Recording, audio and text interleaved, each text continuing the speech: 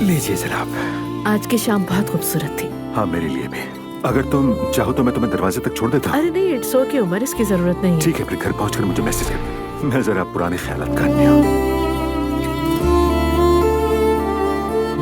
अच्छा बस, तुम प्रेग्नेंट हो इसीलिए कुछ नहीं कह रहा, वरना लड़कों को हक करते हुए मैंने भी देखा है तुम्हें।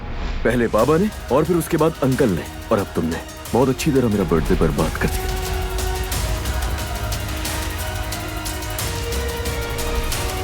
तुमने मेरी जिंदगी बर्बाद कर दी। मैं तुम्हें छोड़ूंगा नहीं। हाँ कहो ज़ैनब। मैंने सब कुछ बर्दाश्त किया, सब कुछ कबूल किया, लेकिन ये बहुत ज्यादा। मैं दोस्त के घर पर हूँ अपने। दोस्त को छोड़ो, फौरन घर पर आओ। तुम्हारी बीवी घर छोड़कर जा रही है। बीवी के होते हुए याशी करनी है तुम्हें। अगर उस बच्ची ने तुम्हारी वजह से घर छोड़ा तो मुझे अपने सामने पाओगे, समझे?